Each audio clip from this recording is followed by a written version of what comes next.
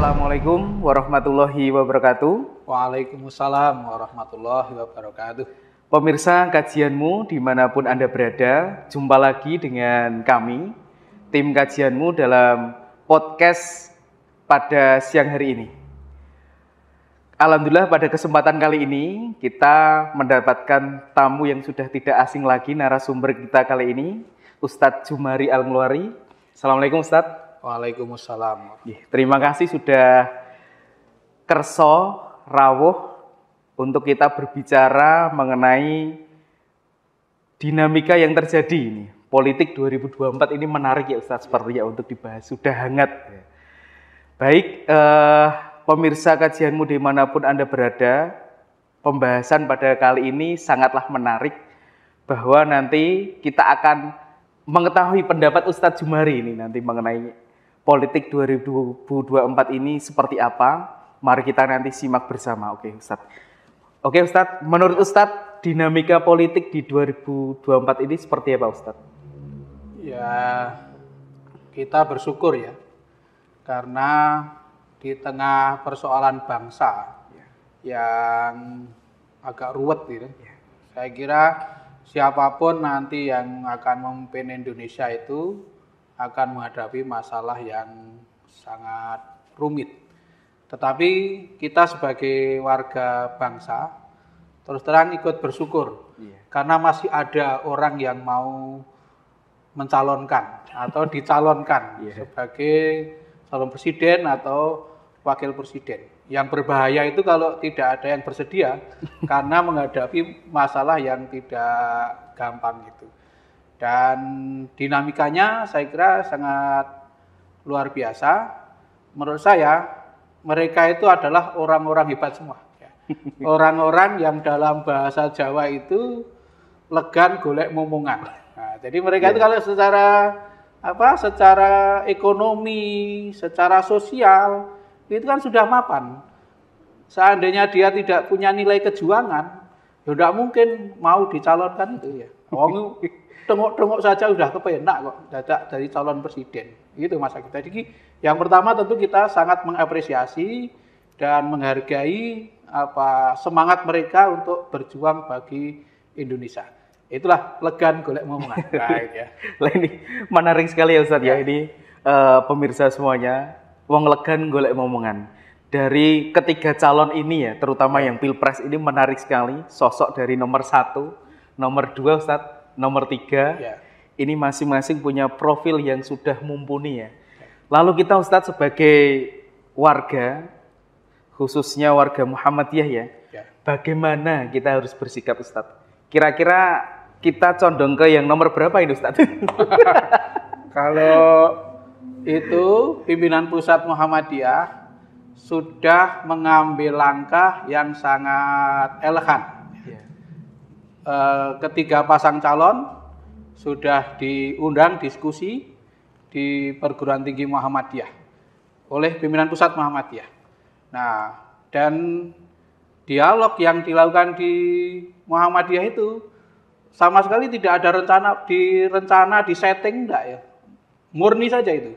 Nah, maka yang nampak dalam dialog itulah keaslian kemampuan mereka itu nampak. Maka Muhammadiyah sudah mengambil langkah yang elegan, yang canggih, yang cerdas, sudah ditawarkan ini loh aslinya. Gitu. Tinggal nanti masyarakat Muhammadiyah juga masyarakat pada umumnya tinggal pilih mana yang dipandang paling top gitu. Nah, saya kira gitu. Jadi Muhammadiyah begitu aja gitu. Iya. Baik Ustadz, kalau Ustadz tidak menyebutkan ini ya, kalau boleh tahu clue-nya, kalau yang terbaik Ustadz. Masing-masing calon itu kan punya kelebihan Ustadz, barangkali bisa dijelaskan kepada kami semuanya biar nanti kita bisa menerawang kira-kira pilihan kita tepat atau tidak Ustadz, mungkin itu Ustadz. Begini, karena negara itu kan ibaratnya sebuah keluarga besar. Dalam keluarga itu ada formula kepemimpinan sebagaimana yang ada di dalam surat An-Nisa ayat 34 itu. Ar-rijalu qawwamuna 'alan nisa. Jadi laki-laki itu pemimpin bagi kaum wanita. Kata Ar-Rijal dan Nisa itu menjelaskan soal kompetensi, bukan soal jenis kelamin. Nah, kalau soal jenis kelamin itu Quran menggunakan istilah zakar dan unsa gitu. Tapi rijal dan nisa itu kompetensi. Maka kompetensi mengapa laki-laki dikatakan punya kompetensi memimpin itu bukan karena lanangnya, tetapi karena punya kelebihan ya. Punya kelebihan dibandingkan dengan yang dipimpin.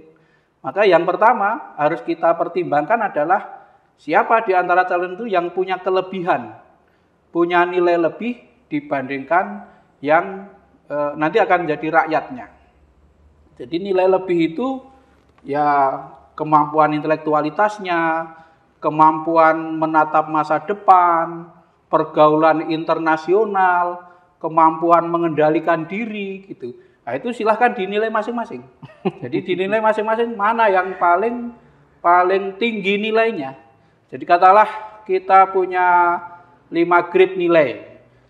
Dari 100 kemudian 90 sampai 60. Kan tidak mungkin kita mengambil yang nilainya 60. Pasti nilainya yang paling atas itulah yang nanti akan kita pilih. Itu kalau orang yang cerdas.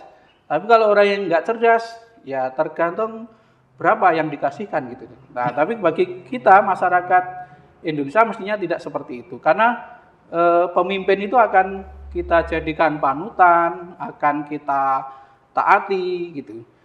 Dan kriteria kedua di samping kemampuan dari sisi kepribadian dan lain-lain tadi, juga karena mereka itu sudah menginfakkan sebagian hartanya untuk yang dipimpin. Maknanya apa menginfakkan itu? Mereka sudah berkorban untuk kepentingan masyarakat. Maka rakyat juga harus taat gitu. Sehingga gampang rumusnya begini. Nanti kalau ini terjadi sesuai dengan kriteria An-Nisa 34 itu, maka akan terpilih pemimpin yang royal dan rakyat yang loyal gitu. Nah, itu saja. Royal itu artinya apa? Tidak eman-eman untuk mendharma baktikan potensi yang dimilikinya untuk kemajuan masyarakat. Nah, kalau pemimpinnya seperti itu, tentu rakyatnya akan loyal. Nah, kira-kira seperti itu. Nanti tinggal saya kira sudah cerdas semua, tinggal memilih, apalagi di samping sudah dipanggil di forum Muhammadiyah ketiga-tiganya, itu juga sudah kita lihat di berbagai media sosial itu orang memberikan penilaian. Saya kira sangat gampang ya. Iya. Terima kasih Ustadz, ini sambil diujuk Pak Ustadz, kita dulu. Bismillah. Menarik sekali ya pemirsa, kriteria pemimpin tadi yang disampaikan oleh Ustadz Al-Jumari bagi masyarakat. Nah, sekarang Ustadz kalau misalkan apa sih pemimpin yang dibutuhkan bagi Muhammadiyah, yang membawa dampak positif bagi Muhammadiyah yang seperti apa? Ini nanti masing-masing akan jadi, tidak mungkin jadi ketiga-tiganya ya Ustadz ya? Iya. Salah satu pemimpin itu yang dibutuhkan oleh Muhammadiyah seperti apa Ustadz?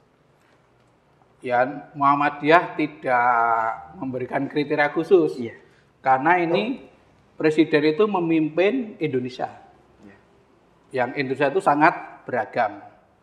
Maka yang dibutuhkan oleh Muhammadiyah ya pemimpin yang ketika sudah terpilih itu berpikirnya bukan untuk partainya, bukan untuk golongannya, tapi berpikir untuk Indonesia secara keseluruhan. Nah, gampangannya ya pemimpin yang profesional dan adil. Nah, itu bagi Muhammadiyah sudah mencukupi ya. Jadi tidak kemudian harus memberi sekian dan atau jabatan tertentu, bukan itu. Tapi asal pemimpin itu menggunakan prinsip begitu saya terpilih sebagai presiden atau wakil presiden, maka sudah menjadi milik bangsa, bukan milik partai pengusung. Nah, ketika sudah seperti itu, maka langkah berikutnya bisa bersikap profesional, proporsional, dan adil. Proporsional itu penting, artinya memperhatikan jumlah warga, memperhatikan jasa dan lain-lain. Nah, hanya begini, karena seperti itu, maka saya menggunakan 2 kalimat begini. Yang ini harus disadari oleh para pemilih, juga termasuk para pendukung. Ya. Sebab sekarang ini salah satu yang sulit dinasihati itu pendukung capres gitu. Nah, itu dinasihati dengan akal sehat itu sulit menerima. Yang harus dipahami begini, politisi cerdas itu tidak pilih-pilih pemilih, tapi pemilih cerdas itu pilih-pilih pilihan. Nah, itu yang perlu disadari, sehingga misalnya ya ada calon yang didukung oleh kelompok orang, kelompok masyarakat, kok dia mendekati yang lain? Ayo, memang kalau tidak mendekati yang lain, pemilihnya hanya sedikit gitu. Nah, ini jangan fanatik pada faktor-faktor primordial tertentu, karena untuk terpilih itu membutuhkan suara yang sangat banyak. Nah, itulah yang saya maksud, politisi cerdas tidak pilih-pilih pemilih. Gitu. Berarti ini tidak boleh disebut nomornya ya Ustadz ya? Nomor yang tidak boleh. Yang jelas nggak boleh nyebut milih nomor 4, nggak boleh. Nah, gitu. Iya. Baik, terima kasih Ustadz Jumari. Ini pertanyaan yang terakhir ini. Ya. Mohon pencerahannya Ustadz ini. Bagaimana kesan dan pesan bagi penyelenggara pemilih yang pertama, kemudian yang kedua bagi peserta pemilih, kemudian yang ketiga bagi calon dan presiden dan wakil presiden. Nanti seperti apa Ustadz? Sebagai penyelenggara pemilu, baik KPU dari tingkat pusat sampai tingkat kabupaten, juga pengawas pemilu, itu saya percaya mereka yang ditugasi di situ sudah bekerja keras, sudah bekerja maksimal, bahwa di sana sini ada yang belum memuaskan, itu tidak mungkin mereka memuaskan semua. Nah, itu tidak mungkin. Ya, jadi tugas kita adalah memotivasi, mendorong untuk bekerja keras gitu. Dan kalau ada kekhilafan, bahkan seandainya pun nanti ada kesalahan, nanti kan ada jalur hukum. Karena kita negara hukum, ya kita taat saja gitu. Tidak berdasarkan persepsi kita masing-masing. Jadi kita membaca juga harus objektif. Kalau belum sudah curiga, wah itu satu hal yang tidak baik gitu. Kemudian kepada para kontestan, baik calon anggota legislatif, calon anggota DPD maupun calon presiden, ya kita berharap mereka juga bersikap dewasa. Dewasa itu artinya ya kompetisi yang rasional, yang tidak mengobrak-abrik atau mengaduk-aduk masyarakat, sehingga masyarakat menjadi saling bentrok ya. Nah, karena faktor-faktor primordial. Kalau masyarakat itu kalau tidak ada pemicunya, tentu akan tenang-tenang saja. Itu bagi para kontestan. Jadi bersikap dewasa dan lapang dada. Kalau tidak lapang dada, itu nanti mudah sakit hati, bahkan nanti bisa stres kalau gagal. Dan apalagi yang calon presiden ya. Calon presiden itu dibutuhkan sikap yang betul-betul lapang dada. Bahasa Jawa itu jembar dadane dawa ususe. Nah, kalau pakai standarnya Nabi Muhammad SAW, beliau itu sukses jadi pemimpin, salah satu faktornya adalah selalu tenang ketika menghadapi banyak persoalan. Nah, orang yang tenang ketika menghadapi persoalan itu, orang yang sudah lapang dada. Nah, orang lapang dada itu bisa untuk kelas presiden, itu idealnya orang yang sudah selesai dengan urusan dirinya. Itu calon presiden yang top. Artinya kalau sudah begitu, dia tidak akan mudah tergoda oleh tawaran-tawaran material yang lebih menggiurkan. Nah, mudah-mudahan di antara tiga itu ada nanti ya. Yang seperti itu. Atau mudah-mudahan tiga-tiganya sudah seperti itu. Nah, sudah menjadi orang yang selesai dengan urusan dirinya dan jembar dadane dawa ususe gitu. Kemudian kepada pemilih. Kepada para pemilih ya saya mengajak kepada semuanya supaya menjadi pemilih yang cerdas. Nah, pemilih yang cerdas itu pemilih yang mengutamakan masa depan, bukan mengutamakan jangka pendek.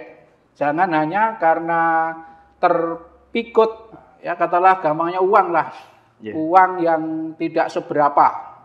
Meskipun tidak seberapa bagi kita itu, bagi mereka sangat seberapa gitu. Nah, itu tetap harus kita hindari yang sebab kasihan juga kalau orang menentukan pilihan bukan berdasarkan integritas tapi berdasarkan uang kertas. Nah, itu nanti akan merugikan bangsa dan merugikan masa depan bangsa, juga merugikan para kontestan. Nah, saya kira mudah-mudahan ke depan itu semua semakin dewasa. Jadi dewasa itu menentukan pilihan tidak berdasarkan jumlah gambar yang terpasang, tetapi berdasarkan kapasitas, integritas yang sudah kita bisa melihatnya melalui rekam jejak yang sudah mereka miliki ketika sebelumnya mengelola negara. Tiga-tiganya kan pernah bertugas. Betul sekali. Pak Anies pernah jadi gubernur Jakarta, ya. Pak Prabowo pernah jadi menteri, Pak Ganjar pernah jadi gubernur Jawa Tengah. Nah, kita bisa melihat track record mereka ketika memimpin itu seperti apa. Saya kira gitu, Mas Adif. Ya. Terima kasih sekali Ustadz Jumari, penjelasannya luar biasa ini. Demikian tadi pemirsa kajianmu podcast pada kesempatan kali ini, semoga bermanfaat. Pesan beliau yang sangat mengena pada siang hari ini boleh saya garis bawahi Ustadz ya. Mohon izin, jadilah pemilih yang cerdas, berintegritas, jangan berdasarkan uang kertas. Menarik ya Ustadz. Terima kasih, sekian dari kami. Apabila ada kesalahan mohon maaf yang sebesar-besarnya. Sampai jumpa di video selanjutnya. Assalamualaikum warahmatullahi wabarakatuh. Waalaikumsalam warahmatullahi wabarakatuh.